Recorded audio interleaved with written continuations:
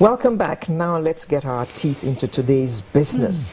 We're starting with a look at the budget. The National Assembly passed the 2017 appropriation bill, raising the budget from 7.28 trillion, earlier proposed by the President in December, to 7.44 trillion. The Appropriations Committee of the Senate and the House of Reps separately presented their harmonized reports of the budget for consideration and subsequent passage on Thursday. Now we have with us in the studio Dr. Bongo Adi, who is a lecturer at the Lagos Business School, to examine this with us this morning. And we expect Dr. Olusegun Omishaki of the NESG, as well as Oladotun Mabinuri, who is an economic analyst, to join us before the end of the segment. Good morning, Dr. Adi. Good morning. And welcome to Sunrise. Thank you. Let me start with just the basic. We are already in the second quarter and our budget is just being passed. What is the implication of that on the economy? I think we have to go back last year because I think the budget suffered the same fate. And for that reason, they had to extend the budget implementation period till, I think, May this year. So, given that, I think we are still in order. Yes, we are still in order. Okay. Yes. So, given that we are still working on the 2016 fiscal cycle, so we don't expect the late passage of the budget to have much implications, negative impact on the economy. Okay. For an economy that deals with other economies that run January to December, yes. Are you saying it really makes no difference that ours is running from May to May? No, I mean, it makes a whole lot of difference, but I am only saying that given that last year, so we had to shift the budget implementation period.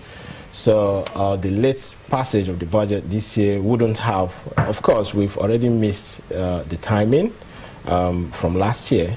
So meaning that next year as well, we are very likely to miss the timing. We know what happened in 2015. Banish that thought. And the reason why that happened. So, it's actually put out of sync with other economies. Okay. No question about that. Okay, we'll just take a short break, come right back and continue our discussion.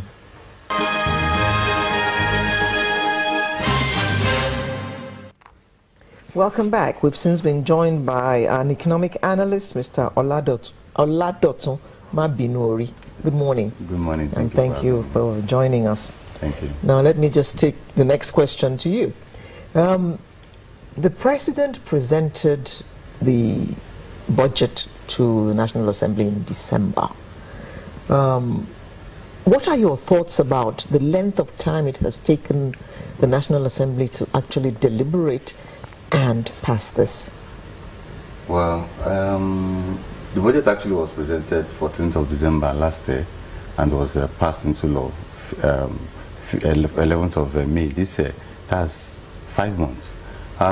For me, that's just unnecessarily too long because there are so many companies in the economy. So let me say the economy,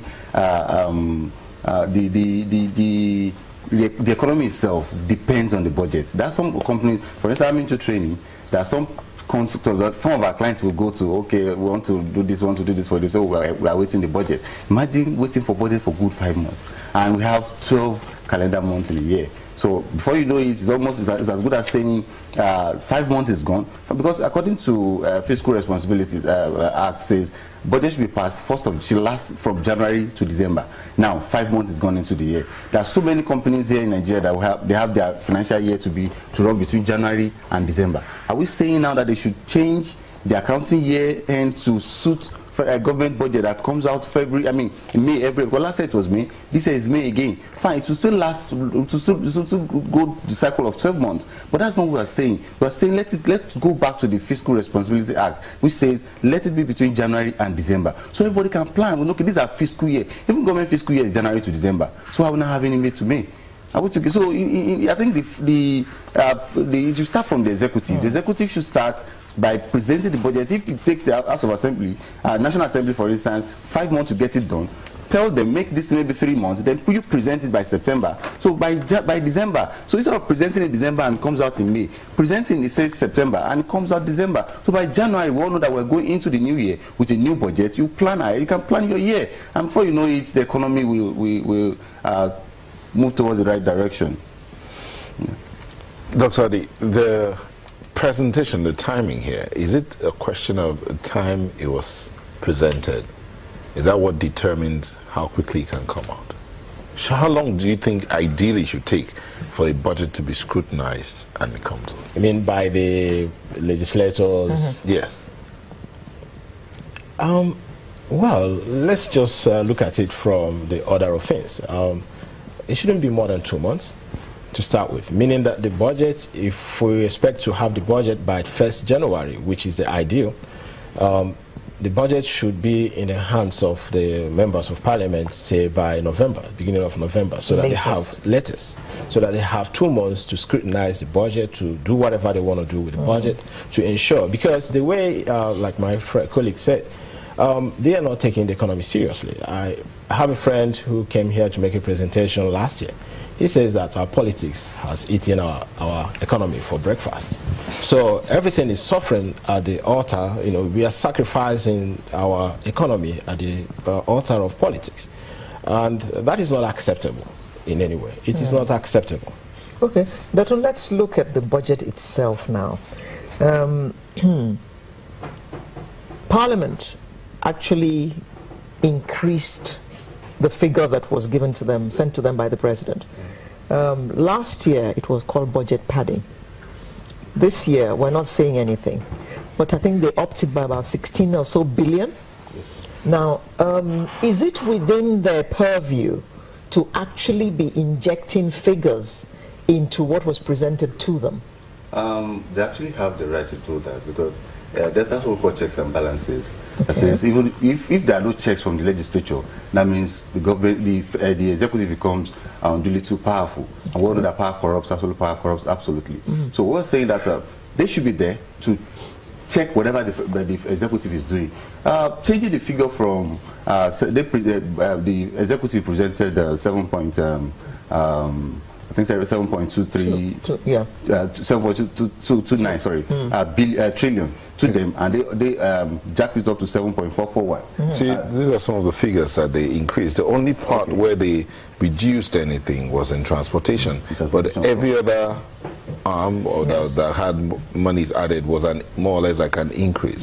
Are we saying now that the executive didn't do a thorough job in terms of like checking to see that, okay, this is what it will cost to run this ministry or to run this parastatal for this whole year, so much so that the legislators will now have to add money for it to work? The change, as far as I'm concerned, is expected. This is something that it took them 5 months to do. This is a budget that should last January to December. This is May. So that delay itself, some variables must have changed. For instance, the expected the production is stands at 2.2 million barrel per day. But what about the exchange, the crude oil price? The one the executive submitted was a $42.5 per barrel. But they, based on the increase in the current price trend and what have you, they're looking at, okay, let us put at 44.5. So that's that between the period there has been a change, there has been a movement either upward or downward. So to that effect, I think it's expected of them to change some figures. Number one is that's taking too long, 5 months. So even